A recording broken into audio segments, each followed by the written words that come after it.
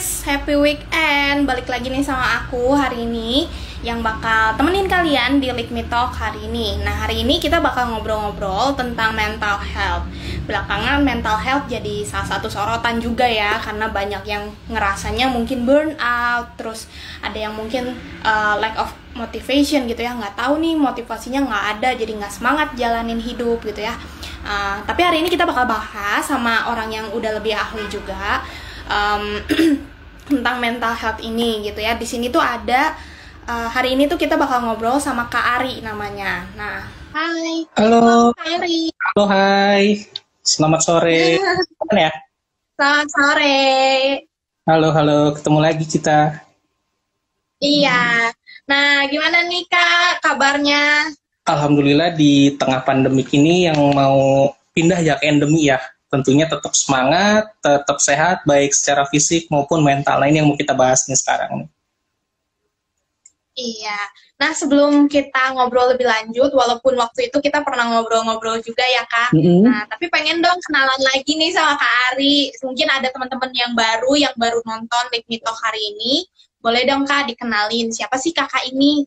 Siapa ya? Sebetulnya saya bukan siapa-siapa. Anggota Avenger juga bukan, gitu ya. Cuman kebetulan sih saya diminta oleh Lick Me untuk menjadi narasumber ini di Personality Champion ya, dengan metodenya Bear Model. Oke, nama saya Arya Nuar, SPD, Magister Manajemen, CIRP, CPHRM. Panjang banget ya gelarnya. Nah itu kebetulan saya praktisi HR, dan juga kalau di corporate saya itu sebagai HRGA dan Legal Manager di EF English First. Itu mungkin sekilasnya. Panjang juga ya ternyata. Panjang juga ya. Ada pengorbanan. Oke, Kak. Oke, Kak Ari. Nah, kita kan mau bahas tentang mental health gitu ya. Nah, sebenarnya mungkin kita punya pandangan yang beda-beda gitu ya setiap orang. Nah, kalau menurut Kak Ari sendiri, mental health dari sudut pandang Kak Ari itu seperti apa sih? Oke, mental health saya sebagai seorang HR itu akan berbeda penilaiannya dengan seorang praktisi lainnya. Kalau di saya itu gimana sih cara kita berinteraksi dan menikmati hidup dengan cara sebagai individu yang juara. Artinya gini, sehat mental itu bukan hanya bagus untuk kita sendiri, tapi bagus juga untuk lingkungan sekitar gitu. Jadi untuk di zaman sekarang, bukan hanya kita harus pede, kita harus jadi yang terbaik, tapi kita juga harus bisa kontrol diri kita sendiri untuk bisa berinteraksi sama lingkungan luar ya, gitu. Berarti mental health itu bukan cuma tentang healing ya. Betul. Lagi ngetren banget nih istilah healing belakangan ini. Betul. Ya, nah Tari, kan kita judulnya Personality of Champion, Yes. ya. Personality of Champion berarti kita menjadi seseorang yang memahami bagaimana personality dari seorang pemenang gitu ya. Betul. Emang ada ciri-cirinya gitu Kak? Gimana sih caranya kita mengidentifikasi apakah kita udah punya personality itu atau belum gitu? Mungkin kan banyak juga yang nggak ngerti. Kan pemenang itu kan harus mungkin mendapatkan juara atau mendapatkan sesuatu gitu. Apakah yang seperti itu mental personality of champion ini? Oke, sebelumnya saya coba jelasin dikit dulu ya definisi dari yang namanya personality. Kita pakai Robbins deh. Kalau teman-teman di manajemen pasti udah tahu yang namanya Stephen Robbins itu gimana beliau mengemukakan bahwa yang namanya personality atau kepribadian itu cara kita sebagai individu untuk bisa memenangkan lingkungan. Artinya cara kita ngerespon lingkungan dan cara kita berinteraksi dengan lingkungan. Nah, di sini yang jadi juara itu kadang-kadang kan kita ada yang orang yang terlalu kepedean nih. Terserah deh lingkungan kita kiri kanan yang gimana. Tapi juga ada yang ngerasa insecure. Nah, di sini pribadi yang juara itu kalau ibaratin lingkaran itu 360. Berarti yang nilai bukan cuma diri kita sendiri, tapi juga orang lain. Artinya sehebat-hebatnya kita kan harus bisa bermanfaat juga dong bagi orang lain. Nah, disitulah si 360 itu menilai. Artinya gini, kadang-kadang ada orang yang senang grouping karena kesamaan visi, kesamaan dia senang apa segala macam. Tapi kekurangannya, dia akan lebih di grup itu ketika dia masuk ke grup lain, dia akan jadi diem. Karena jarang berinteraksi. Tapi kalau orang yang bisa masuk ke lingkungan manapun, kalau bahasa anak zaman now circle ya, circle aku tuh ini loh bahasanya. Nah, kalau kita bisa masuk ke semua circle, nah kita itu bisa jadi pribadi yang juara. Kayak gitu. Oke. Berarti walaupun belakangan ini banyak banget juga yang bilang nih Kak tentang circle-nya tuh nggak boleh yang toksik gitu kan. Apakah semua circle itu memang bisa kita masukin atau kita juga harus bijak-bijak memilih circle itu gitu? Oke. Sekarang problemnya gini. Saya sama siapa namanya? Saya lupa. Wilty. Oke. Antara Ari, Wilty, mungkin ada yang namanya Budi, ada yang namanya Seni, ada yang Mira. Yang namanya toxic, definisi tiap orang itu pasti beda-beda. Ada yang definisi non-toxic itu beda-beda. Nah, artinya yang namanya circle itu tanpa kita definisiin, tanpa kita kriteriain, kita akan tereliminir kok dengan sendirinya. Artinya apa? Kita kan udah mahasiswa nih. Udah mahasiswa berarti udah lebih grade-nya dari anak putih abu-abu. Artinya udah ada pengalaman kurang lebih dari 18 tahun ke atas kita hidup. Di situ kita akan tahu nih, mana yang dulunya pernah nyebelin ke hati kita, mana dulunya pernah ada yang nyenengin ke hati kita. Yang namanya orang kan nanti ada bikin border loh. Itu tuh based on pengalaman. Gitu. Nah, disitulah nanti ketika kita melangkah ke university sebagai mahasiswa, nah di situ kita akan circle yang bagus itu mana ya? Nah, itu akan ngelihat depend on tujuan kita ke circle itu apa. Satu, untuk nambah pertemanan. Dua, apakah kita untuk nambah pengetahuan kita, atau C-nya ada maksud lain. Apakah semua circle kita bisa masukin? Bisa selama ada tujuannya. Sekarang susah loh orang masuk satu circle kalau nggak ada tujuannya. Sekarang gini deh, kamu masuk satu circle, pasti punya geng dong, saya yakin, saya pede nih, Anda pasti punya satu geng. Terus tiba-tiba Anda masuk ke satu lingkungan yang sama ke geng lain. Bisa terbuka sama circle Anda nggak? Enggak, pasti. Enggak, pasti. Kayak gitu. Ya, tapi ada juga loh orang yang bisa ke setiap circle itu dia terbuka. Tapi terbukanya apa dulu ya? Bukan terbuka, kita bahas masalah personal, enggak. Tapi ada hal-hal yang mungkin dia ngobrolinnya masalah mobil aja terus di circle A, B, C, D. Berarti dia terbukanya masalah itu. Nah, tinggal balik lagi nih. Gimana caranya, kan yang namanya orang itu berubah. Believe me, yang namanya orang itu berubah. Sekarang, kita bisa baik sama orang, besok dia bisa jadi musuh kita. Yang jadi musuh bisa jadi teman. Nggak tahu ceritanya kayak gimana. Nah, yang bagus itu gimana kita dengan berbagai pihak itu bisa bersatu, tapi dengan batas-batas tertentu. Kalau sama ini kita bisa dekat, sama ini cukuplah karena dia A, B, C, D, F, G, tapi kita harus bisa masuk. Nah, di situ bisa jadi personality of champion. Oke, next pertanyaan selanjutnya. Kalau misalnya dikaitkan dengan mahasiswa nih, Kari, menurut Kari dari sudut pandang Kari nih, gimana sih kondisi mental health mahasiswa di zaman hari ini gitu? Oke, ini pertanyaannya bagus banget dan berat. Dan saya harus ngejawabnya juga dengan benar nih. Karena kalau saya nggak benar nanti bahaya. Kayak gimana kondisi? Iya dong. Jadi, kalau saya orangnya based on data. Ini kebetulan jumlah penduduk di dunia ini ada 7,8 miliar. Kita ngobrol masalah global. Dari 7,8 miliar, itu menurut penelitian WHO, itu 1 miliarnya itu terkena mental health. 1 miliarnya. Penelitian, kalau Anda suka baca jurnal, kalau saya orangnya suka baca jurnal, itu ada sampai 26.800 artikel per 1 jam yang lalu. Di mana di 8 negara itu dari Amerika Serikat, Inggris, Prancis, Jepang, Korea Selatan, Belanda, dan Afrika Selatan, 1 dari 3 orang mahasiswa itu terkena mental health. 1 dari 3. Nah, gimana nih jatuhnya ke tanah air sendiri nih di Indonesia nih, gitu ya? Itu kan di luar. Sampai per detik ini belum ada penelitian ke arah sana. Tapi kalau data riset terakhir dari Kemenkes-Risda itu kita sampai 6% dari penduduk Indonesia. Mahasiswa ya. Jadi Anda kalikan sendiri 6% dari 273 juta orang. Nah, itu. Dan kasus yang diekspos itu nggak banyak. Tapi kalau Anda lihat ke psikiater dan ke psikolog, itu kalau ngantri itu gila-gilaan. Itu nggak mungkin 1 jam. Bisa lebih, bisa juga kurang. Kenapa? Dari masalah yang menurut orang semua penting ya. Mungkin nggak penting menurut Anda, mungkin penting menurut saya.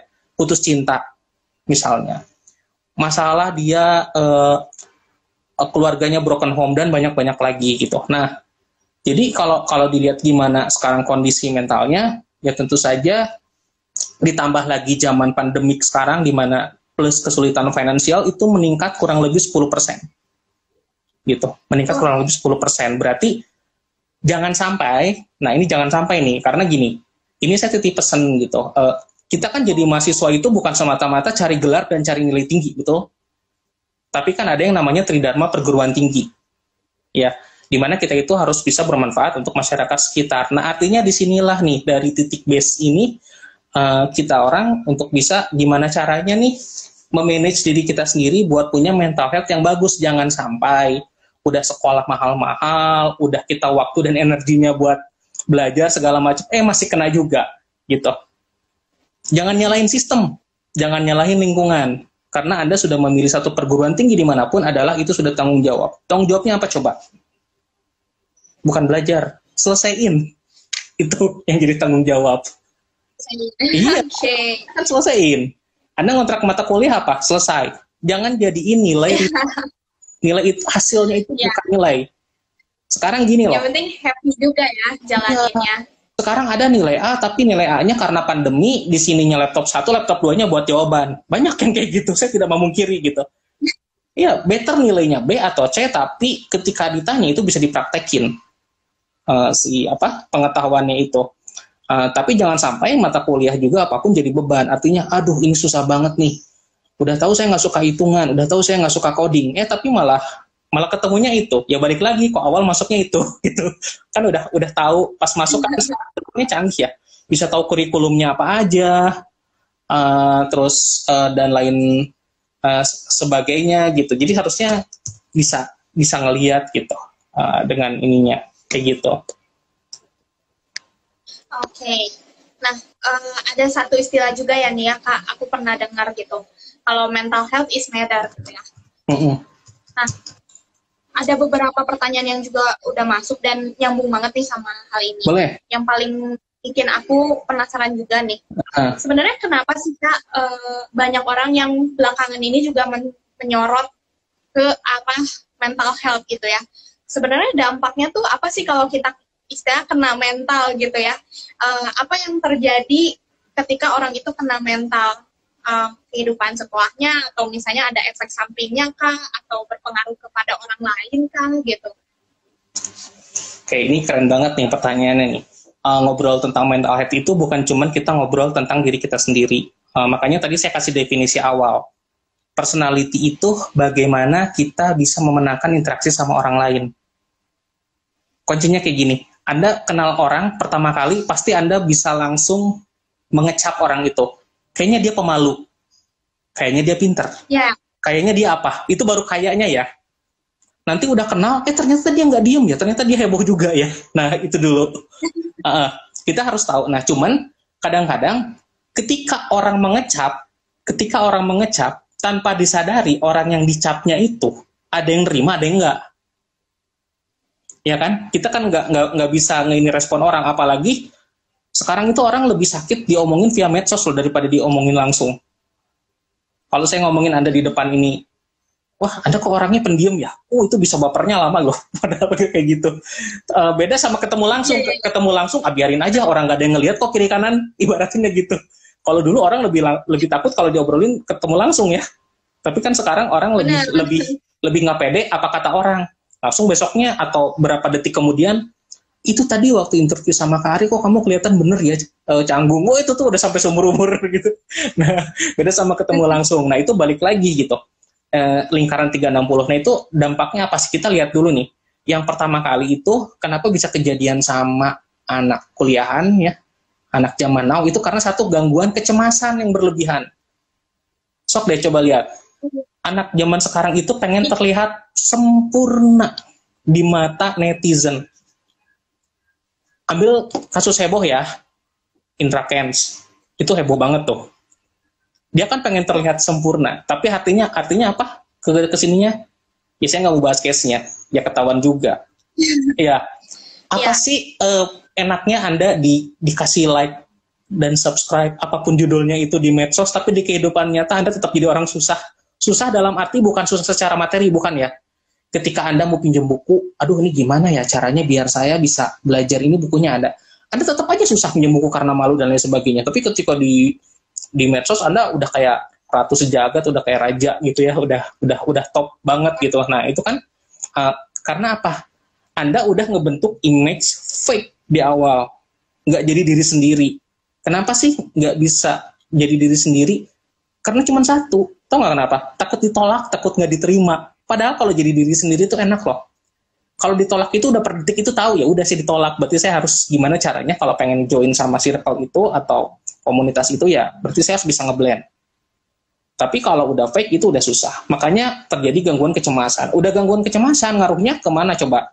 Ke makan, gak enak tidur. Itu kan nantinya ke kesehatan fisik ya, gak enak. Artinya apa? Nyusahin orang. Orang tua susah kalau udah sakit ya. Ditambah lagi nanti kalau teman-temannya kamu sendiri dan segala macem gitu. Bahkan ini saya nemu satu bacaan baru. Ini penelitian tahun 2020 di Surabaya. Penelitiannya di satu kampus, saya nggak bisa sebutin kampusnya. Itu ke 108 mahasiswa yang direndam secara acak. Itu tentang masalah hubungan antara dia punya mindset ke kesehatan mentalnya dia. Tahu nggak, ternyata berpengaruhnya hampir 92%. Kebayang 92% kali respondennya itu dia kena gangguan mental. Tapi gangguan mentalnya bukan gangguan mental yang kayak bipolar, schizophrenia, no, bukan itu. Tapi kayaknya udah ekstrim ya? Itu ekstrim, itu harus pakai obat. Itu di luar ranah saya. Tapi apa coba? Lebih ke dia masalah branding image. Buat apa branding image gitu ya? Branding image secara ini ya, branding image sangat penting. Branding image sangat penting. Tapi kalau branding image-nya itu buat apa? Dalam tanda kutip, apa yang kamu cari di luar tujuan yang benar, itu akan nggak benar nantinya. Untuk apa? Untuk dilihat orang. Kalau udah dilihat orang buat apa? Jadi terkenal. Oke, udah terkenal ngapain? Nilai kamu bakal A. Ya belum tentu, tetap aja harus belajar. Apa langsung jadi terkenal, langsung besoknya wisuda? Tetap aja nggak akan mungkin, coba tanyain ke dosennya. Ya nggak kan? Yang ada jadi tambah beban. Oh, dia terkenal berarti harus bisa ngasih contoh yang bagus tuh. Ya kan? Kalau udah bisa ngasih contoh yang bagus, terus ternyata nggak sesuai, dia mah cuma modal cantik doang, dia cuma modal cakep doang, drop lagi mentalnya. Nah itu di situ penelitiannya. Ya benar banget. Sering banget ya kita juga ngerasa insecure gitu sendiri, malah capek sendiri dan ngaruhnya ke kehidupan kita ya. Karena kita jadi kayak nggak semangat buat jalanin hidup gitu ya. Prestasi juga mungkin bisa jadi turun ya Kak, kalau misalnya mental kita tuh lagi terganggu gitu, karena mungkin insecure, karena kita sering membanding-bandingkan diri gitu kan ya. Nah, banyak juga nih yang penasaran banget Kak, sebenarnya mental health ini bisa nggak sih disembuhin? Apalagi kan banyak juga nih orang-orang yang mungkin merasa udah tahu nih teorinya, kayak gue tuh gak boleh ngebanding-bandingin diri gitu ya, tapi kayaknya susah gitu ya keluar dari hal itu. Nah, apa nih Kak tips untuk supaya bisa melewati mental health ini supaya lebih mungkin cepat sembuhnya lah istilahnya gitu. Ini saya ada makanya ini obatnya itu sebetulnya ditemuin sama John Nabrowski. Ya, itu namanya bear model. Apa sih yang ada di pikiran kamu kalau misalnya ngedengar kata bear? Beruang. Apa coba? Ya. Hangat, kayak bisa dipeluk lucu. Padahal kalau ketemu aslinya gimana? Serem. Nah, itulah bear model gitu. Jadi bisa kelihatan cute. Itu kan bisa di segala dimensi ya. Maksudnya kalau Anda tanya bear ke anak kecil, jawabnya apa? Pasti mau dibeliin.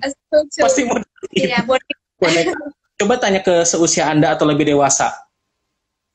Pasti bilang astagfirullahaladzim, takut gitu ya kalau deket-deket sama mereka, ngerekam. Nah, ini ada solusinya tanpa kita nyalahin diri sendiri, tanpa kita nyalahin lingkungan sendiri. Namanya bear model. Itu bear itu singkatan B, E, A sama R. Kalau ini bisa diterapin, saya yakin, tapi harus dicoba dulu ya. Nah, kita harus punya yakin dulu. Ini akan bisa menjawab pertanyaan tadi. B-nya itu apa sih? Belief. Belief-nya ke siapa dulu? Setiap orang kita punya ajaran kepercayaan masing-masing. Nah, ketahuan nih, kalau yang muslim jarang sholat misalnya, kalau yang non-muslim misalnya jarang ke gereja dan segala macam. kita harus punya kepercayaan di ajaran agama manapun itu bagus, kita harus percaya, kita diajarin yang bagus-bagus gitu ya, diajarin untuk gimana caranya nge-grade diri kita sendiri dan nge-upgrade orang lain. Artinya di sini nih caranya gimana, ya udah deh, kalau misalnya saya nih sebagai muslim berarti wudunya yang benar, sholatnya yang benar, kita harus percaya nih.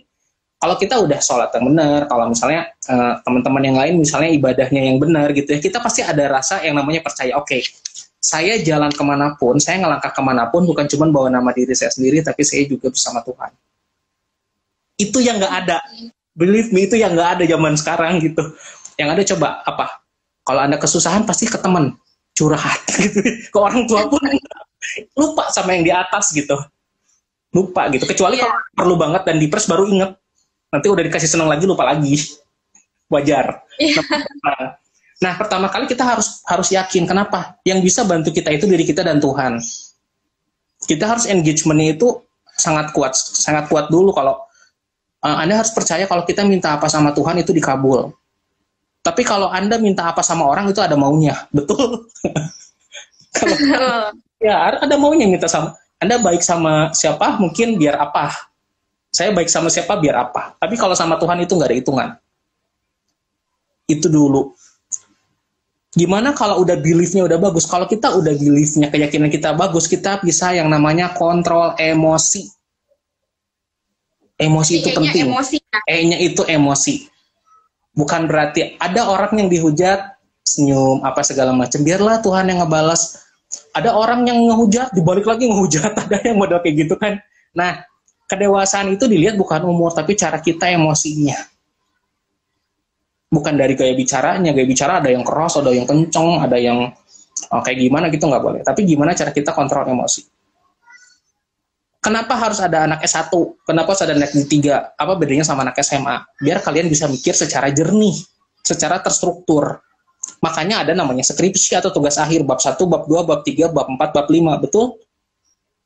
Itu tuh kepake sampai akhir kalian meninggal, tau nggak? Biar kita bisa memecahin masalah secara runtut. Itu fungsinya salah satunya. Bukan cuman teoritikalnya, enggak. Tapi, ada masalah. Kita jangan dulu emosian. Lihat dulu, problemnya seperti ini, analisisnya seperti ini. Jangan nyalahin dulu orang lain. Dan itu tuh nggak bisa belajar dalam sekali waktu. Itu emotion. Dari emotionnya itu baru ke action. Udah mikir kan tadi kan, udah percaya sama Tuhan, kita udah bisa kontrol emosi, actionnya mau gimana? Oke, studi kasusnya dia orang yang pemalu misalnya gampang yang pemalu. Pemalu dia susah kemana-mana. Dia percaya dulu sama Tuhan kalau dia itu dikasih kemampuan yang luar biasa. Dia lahir itu dengan kondisi apapun itu kondisi yang terbaik. Dia harus bisa kontrol emosinya, mau orang ngomong dia tentang apapun, dia itu ciptaan Tuhan terbaik. Gitu. Baru dia actionnya dengan apa? Dia harus tahu dulu kelebihannya apa. Setiap orang punya kelebihan. Mungkin Anda jago matematik, saya jago gambar. Kalau saya harus jago matematik kayak Anda, nggak akan bisa misalnya. Atau Anda jago gambar, nggak akan bisa. Setiap orang punya kelebihan. Baru yang ketiga, result-nya. Yang terakhir R-nya itu result, hasilnya. Hasil itu bukannya kita mengharapin dari action itu harus bagus. No. Anda itu nyoba, namanya trial error. Hidup di dunia itu kan trial error ya. Kalau Anda error mulu juga salah ya. Udah pintu kiri udah kebuka itu kalau error terus. Gitu. Ya, gitu. Kanan kan semua juga pengen ke sana ya, gitu. Nah, trial error itu, misalnya, kamu jadi apa cita-cita? Saya tanya. Jadi seorang businesswoman. Oke, itu saya tanya hari ini. Besok lusa ketemu Anda, saya nggak tahu cita-citanya masih sama atau enggak. Nanti 1 tahun lagi, ya bisa berubah. Dulu aja saya cita-cita jadi dokter. Kalau saya tanya teman saya sekarang mau jadi YouTuber, beda kan? Gitu. Udah zaman tuh udah beda gitu. Tapi di situ Anda error. Anda pengen jadi businesswoman. Oke, Anda coba apa? Jualan. Laku nggak? Jualan apa dulu? Oke, jualan jasa. Jasanya apa? Misalnya Anda pinter bikin buat tulisan yang pakai pulpen atau pensil yang lucu-lucu bentuknya. Itu kan jasa Anda ya, karena Anda bisa bikin kaligrafi atau seperti itu semacamnya. Ternyata nggak bisa, actionnya tuh nggak bisa. Anda itu nggak mati gaya, masih banyak lagi kelebihan lainnya, gitu. Nah, yang tahu itu apa ketika Anda drop, Anda salah, Anda kalah, dan segala macam itu harus bangkit lagi. Itu orang yang nemuin bohlam lampu aja nggak 1 kali langsung lampu nyala loh. itu sampai beribu kali untuk bisa lampu nyala. Orang yang nyatain cinta aja jarang loh yang sekali diterima, ditolak dulu loh terus banyak, baru sekali nemuin bener ya kenapa saya diterima sama yang ini, mungkin ini yang terbaik. Kalau dulu kan ya ditolak nih contohnya kayak gitu-gitu. Jadi beliefnya harus ada, emotionnya harus bagus, actionnya harus keren, dan resultnya Anda harus mau trial error sama diri Anda sendiri ke hal-hal yang positif. Jangan cuman sekarang pengen jadi apa? Businesswoman, tapi cuman ide doang gitu. Tapi nggak di actionin, itu susah. Terus kalau keren itu udah jadi businesswoman, pengen apa lagi sampingannya? Saya pengen jadi ini, bagus nih, mungkin Anda bisa cita-cita jadi host misalnya di salah satu TV nasional. Misalnya suatu dari sekarang nih sering-sering nih live IG di Likmi apa segala macam, tiba-tiba dari talent hunt ngelihat itu kan yang model yang sekarang di jalan di catwalk di Milan kan gara-gara dia makan pecel lele kan, itu kan bisa kejadian di mana gitu, ya nggak gitu. Benar-benar. Dia sekolah modeling dulu enggak loh, tapi dia punya natural born killernya yang kayak gitu, emang yang dari lahirnya tanpa nyatanya itu dia punya, itu namanya personality of champion. Itu orang susah nemuin, kayak nemuin di dalam satu jerami itu susah. Nah, Anda umur berapa sekarang? Katakanlah 20-an something. Sampai kapan bisa nemuinnya? Tergantung. Semakin Anda ngulik, semakin. Saya juga sebagai HR, makanya banyak orang yang bilang saya sebagai praktisi muda HR, itu enggak satu kali lulus itu langsung jadi HR, enggak. Saya itu dilahirkan untuk jadi guru, makanya gelar awalnya SPD. Gitu. Ternyata takdirnya nggak ke sana. Nggak jadi guru, gitu, garis takdirnya.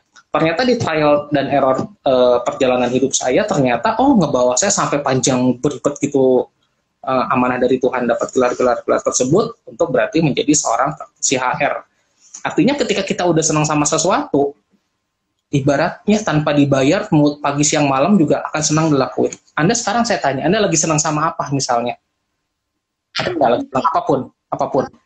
Lagi senang drama Korea. Oke, nah drama Korea. Ini jujur ya. Kalau filmnya rame atau yang mainnya dibonusin favorit Anda, pasti mau itu 12 episode bisa dilahap dalam satu waktu. Karena penasaran. Ya, betul kan? Nah, itu tuh kenapa? Ya karena Anda udah cinta mati, tanda kutipnya ya. Tapi kalau di tengah perjalanan tiba-tiba seriesnya nggak rame, Anda pasti stop. Iya, betul. Betul ya? Ya sama kayak gitu. Nah, kalau Anda stop, apakah Anda salah? Enggak. Berarti di situ Anda sudah punya namanya selera. Anda udah tahu, yang gini mah ketebak pasti endingnya gini. Aduh, ini mah terlalu bertele-tele. Berarti Anda punya namanya judgment. Itu good, berarti Anda mahasiswa. Apakah yang anak sekolah juga bisa? Bisa, kalau analoginya kayak gini. Tapi akan beda tesnya. Anda punya lebih, gitu. Punya lebih tesnya. Itu kan contoh yang mudah. Anda punya, misalnya saya kasih 10 judul drama Korea, terus tiba-tiba Anda sampai, teriak-teriak seneng, itu bakal tamat nggak 10-10-nya? Pasti bisa tamat. Ya. Mau mandi kek, mau enggak kek, mau disuruh apa gitu ya sama orang rumah, nanti dulu, lagi rame, kagok, mau sambil makan juga Anda. Gitu. Saking, padahal bisa nonton besok-besok kan, sebetulnya. Iya. Ya. Betul-betul. Penasarannya itu, nah itu yang Anda harus punya. Ini kuncinya dari Bear itu, asumsinya, jiwa penasaran Anda harus ada. Beruang suka berburu kan? Ya, betul. Ya. Kalau dia punya mau berburu mangsanya, dia pasti akan bener-bener yang namanya cari tuh, diendus dicari, kejar sampai mana. Beruang ada yang bisa berenang, ada yang bisa naik pohon, semua dia kerjain gitu. Nah sama kamu juga. Kamu pernah nggak cari drama Korea sampai bener-bener ngebela-belain, pengen nonton? Ya benar. Padahal nggak adanya gitu. Padahal nunggu 1 minggu lagi tuh keluar, padahal 1 minggu lagi tuh. Iya benar. Tapi Anda tuh like a bear, itu bearnya udah keluar itu. Anda gimana caranya tuh cari-cari telepon teman, kayak browsing, kayak apa segala macam. Padahal apakah Anda dengan nonton seminggu lagi ceritanya tetap sama? Saya yakin tetap sama. Nggak beda kan? Si ini jadi pasangan ini nggak akan mungkin Anda nonton seminggu depan si ini putus sama ini, episode 7. Ya. Nah, itu berarti Anda udah punya jiwa bear, udah punya jiwa berburu di situnya gitu. Nah, yang kacau itu kalau dia nggak punya jiwa pemburu, udah itu. Itu beda judul. Berarti dia nggak ada purpose kan? Dia nggak ada tujuan nih. Apa yang mau diburu gitu. Jangan lihat penting nggak pentingnya. Nonton drama itu penting buat kamu. Satu, kamunya senyum, bisa ketawa, lupain walaupun tugas besok lupa, ya itu mah beda judul, tapi kamu seneng di detik itu. Iya, betul. Di detik itu guilty pleasure-nya kamu tuh di situ gitu. Nggak usah dikasih aneh-aneh gitu ya. Cukup itu udah seneng gitu. Apalagi kalau endingnya itu nggak ngegantung. Itu kamu tuh udah koprol lah ibaratin gitu. Udah sesuai ekspektasi. Kayak gitu. Iya, keren banget, keren. Wih, keren banget. Ternyata personality dengan model BER ini benar-benar bisa diimplementasiin juga ya di kehidupan kita sehari-hari. Tentunya ini tuh mirip juga ya sama kata orang tuh kita harus memiliki growth mindset gitu ya. Betul. Dimana kita harus bertumbuh, harus terus cari apa yang jadi curiosity kita gitu kan ya. Nah, karena keterbatasan waktu juga, ini mungkin jadi pertanyaan terakhir juga nih Kak Ari. Boleh nggak nih kasih tips yang mungkin lebih relate lagi ke mahasiswa gitu ya. Praktikalnya itu kalau kita nih lagi merasa mungkin mental health kita lagi ketekan gitu ya. Mental kita lagi ketekan, istilahnya kena mental lah gitu. Mungkin lagi ngadepin skripsi, ngadepin tugas, ngadepin dosen, teman-teman, pacar atau apapun gitu. Apa sih yang harus kita lakuin step by step-nya? Yang lebih praktikal, yang lebih kecil-kecil, yang mungkin lebih kebayang sama mahasiswanya. Oke. Yang pertama, tutup dulu semuanya yang jadi problem kita. Misalnya skripsi, kita lagi mumet nih ya. Tutup dulu bukunya, apanya simpen dulu. Oke, saya nggak akan bilang time, tapi cobalah maksimal 3 hari. Kalau lagi ada masalah sama pacarnya, sama apa segala macam, jangan dulu kontak sama dia. Itu step pertamanya. Jauhin dulu dalam beberapa hari. Yang kedua, lakuin sesuatu yang jadi hobi kamu di luar itu. Misalnya pelampiasan namanya. Anda senang nyanyi, udah nyanyi. Anda senang pelampiasannya nonton drakor. Udah itu beres, 3 hari, Anda harus punya namanya tanggung jawab. Kalau Anda nggak punya tanggung jawab, itu benar-benar sakit mental. Ya, kan orang itu hidup untuk bertanggung jawab ya. Di akhirat juga nanti kita harus tanggung jawab kan. Nah, tanggung jawabnya apa? Makanya saya bilang tugas kita itu sebetulnya bukan lulus kuliahnya nilainya gede, tapi nyelesain apa yang kita mulai. Nah, ketika kita udah senang-senang nih, balik lagi nih selesaiin. Yang jadi ketakutan kalian itu cuma satu, kalau gagal, kalau ditolak, that's it. Kalau gagal, takut ditolak, nggak akan mati. Jamin. Nggak akan. Anda ditolak skripsi, Anda sekarang, nih, saya tips ya, saya bikin skripsi saya zaman dulu itu cuma 3 bulan. Saya bikin tesis saya itu nggak lebih dari 4 bulan. Kenapa? Karena saya bisa masuk ke semua circle. Pembimbing itu judulnya pembimbing, jangan dijadiin penguji. Jadiinlah teman curhat share. Pak, saya nggak bisa. Ini terus gimana gitu. Bapak tuh pembimbing saya gitu. Itu tuh jadi teamwork-nya kalian gitu. Kalian ada masalah sama pacar kalian gitu, ya ngobrol. Kalau diajak ngobrol aja susah, saran saya cuma satu, cepet-cepet putusin, cari yang baru. Kalau susah nanti saya cariin. Kalau Anda susah sama masalah kerjaan, apa segala macam, ngobrol sama atasannya. Diskusi, bicara. Makanya kata saya juga, jari diri sendiri. Kita itu bukan Superman. Nih, ingat satu kata sama saya yang mudah-mudahan Anda nggak lupa. Seorang Tony Stark aja butuh loh ya, yang namanya Steve Rogers. Butuh loh yang namanya ini. Makanya ada namanya Avenger, walaupun akhirnya pada mati semua. Ada beberapa yang masih hidup lah. Spider-Man aja buat ngalahin musuh-musuhnya itu perlu loh dari berbagai dimensi. Nah, yang lebih praktis lagi adalah hanya satu kuncinya. Jangan jaim, selesai masalahnya. Selama Anda jaim atau ego, semua nggak akan terpecahkan. Setiap orang pasti akan butuh orang. Makanya itu kita perlu namanya personality of champion. Mantap banget, tips-tipsnya keren. Semoga teman-teman juga bisa mengimplementasikannya ya di kehidupan sehari-hari.